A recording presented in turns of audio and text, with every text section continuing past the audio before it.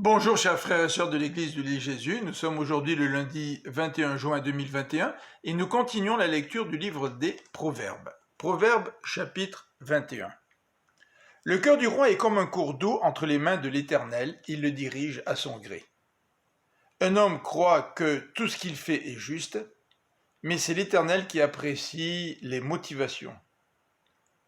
Lorsqu'un homme fait ce qui est juste et droit, cela fait plaisir à l'Éternel plus que s'il lui offrait des sacrifices. Le regard hautain, le cœur orgueilleux, toute la vie des méchants n'est que péché. Les projets d'un homme actif sont profitables, mais agir avec précipitation, c'est courir vers le dénuement. S'enrichir par le mensonge, c'est obtenir une vapeur fugitive qui mène à la mort. Par ceux qui n'ont pas voulu faire ce qui est droit, les méchants sont emportés par la ruine. La conduite coupable est tortueuse, mais l'homme intègre agit avec droiture. Mieux vaut habiter dans un coin sur un toit en terrasse que de partager la maison d'une femme querelleuse. Le méchant aspire à faire le mal. Même son ami ne trouve pas grâce à ses yeux. Quand le châtiment atteint le moqueur, même le stupide en devient sage. Et quand on instruit le sage, il acquiert de la connaissance. Le Dieu juste est attentif à ce qui se passe dans la demeure des méchants, et il les précipite dans le malheur. Celui qui fait la sourde oreille quand le malheureux appelle à l'aide, appellera lui-même à l'aide sans obtenir de réponse. Un cadeau offert en secret apaise la colère, et un pot de vin glissé en cachette calme la plus violente fureur.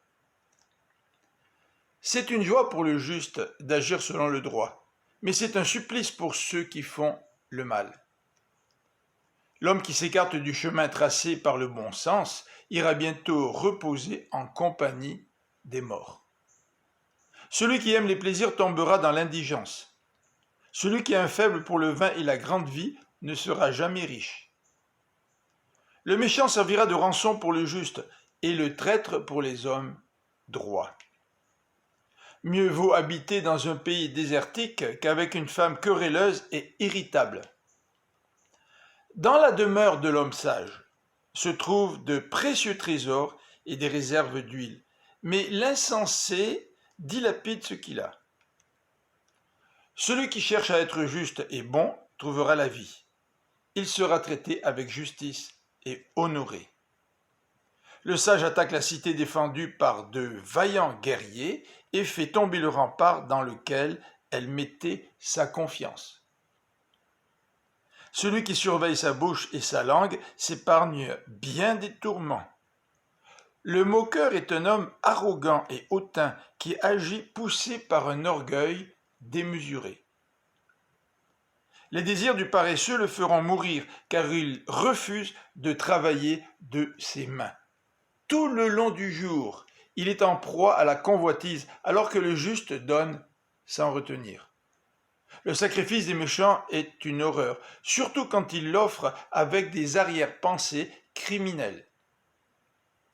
Le témoin mensonger périra, mais l'homme qui sait écouter aura toujours le droit de parler.